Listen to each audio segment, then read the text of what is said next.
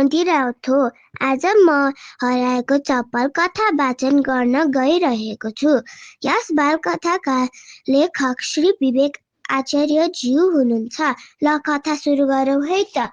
दादा दादा तान खेलौ न प्लिज। छिमेकी काकीको छोराले मतिर हेर्दै आँगनबाट चिच्याए। म भर्खर स्कुलबाट आएर होमवर्क गर्दै थिएँ। मलाई भने होमवर्क सकेर टेबल टेनिस खेल्ने मन थियो। मैले उनको मन दुखाउन चाहिन। मैले झ्यालबाट हेर्दै भने पर्खराउ, म आइहाल्छु। म उनीसँगै उनको घर गए। रामको घरमा मेरी बहिनी सबिना र रामको अर्का साथी पनि थिए। त्यहाँबाट हामी सबैजना रिनाको घर गयौँ। रिनाको घर जाँदा त उनी होमवर्क गर्दै थिइन्। साथी, तिमीले अहिलेसम्म होमवर्क गर्दैछौ? रामले भने। आज घरमा अलि ढिलो खाजा पाक्यो, त्यही भएर होमवर्क गर्न ढिलो भयो, रिनाले भने। उनले हतार होमवर्क सकाइन्। त्यसपछि हामी घेरा बनाएर खेल्न थाल्यौँ। इन्टु मिन्टु लन्डनमा, हाम्रो भाइ पल्टनमा, स्कुलको पाले दाइ पहिलो घन्टी बजादेऊ, टिनिनिनिनिनि च्याप्प त्यति भनेर उनीहरूले नाम राख्न थाले। एकजनाले सोधिहाले, सिन्ड्रेला लिने कि मर्मेड? मैले र रिनाले मर्मेड भन्यौँ। अरूले चाहिँ सिन्ड्रेला भने। तानको खेल सुरु भयो। डोरी हातबाट फुस्क्यो। हामी नराम्ररी लड्यौँ। मेरो खुट्टा साह्रै दुख्यो। म फेरि उठेर खेले। मैले सबैलाई जिते। खेल्दा खेल्दै समयको पत्तै भएन। साँझ परिसकेकाले हामी सबै आफ्नो घरतिर लाग्यौँ। तर मलाई खेल्न पुगेको थिएन। म युनिकको घरमा फुटबल खेल्न गएँ। जसले हार्छ त्यसले पुसअप गर्ने नियम हामीले बनायौँ। पहिलो गोल मैले नै हाने।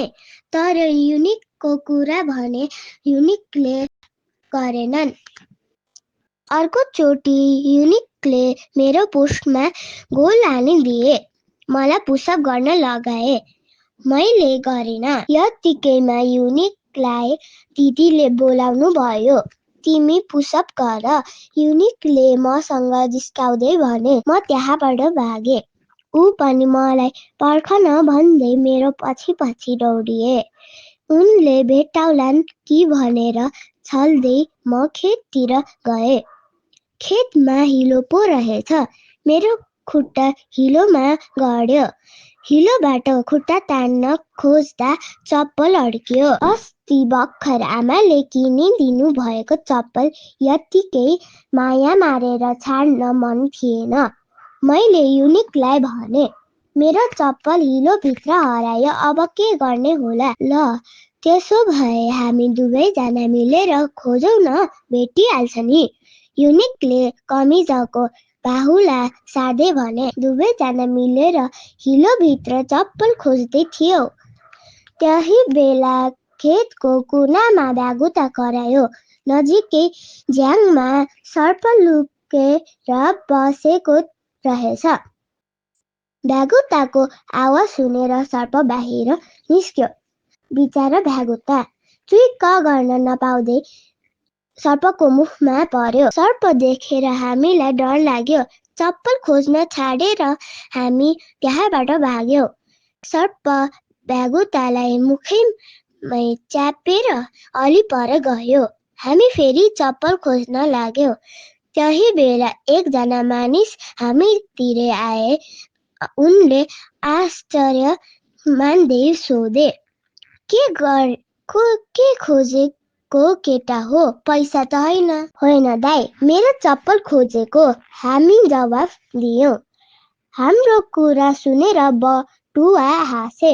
मलाई डाँट्न खोजेका? पर्ख तिमीहरूलाई।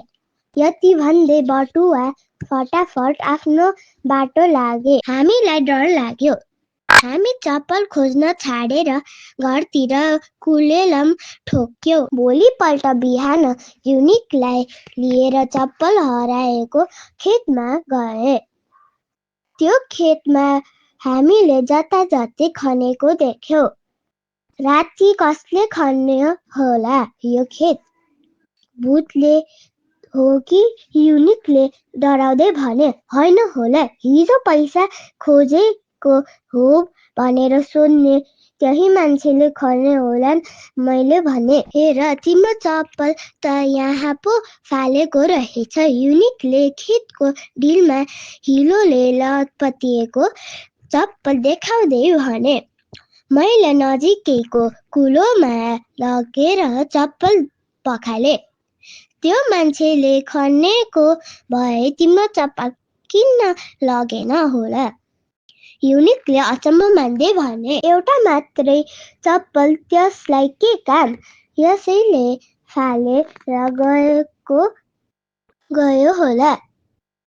जे भए पनि चप्पल भेटाइदिएकोमा उसलाई धन्यवाद दिनै पर्छ। मैले हाँस्दै भने। चप्पल भेटिएकोमा खुसी हुँदै हामी घर फर्क्यौं। धन्यवाद।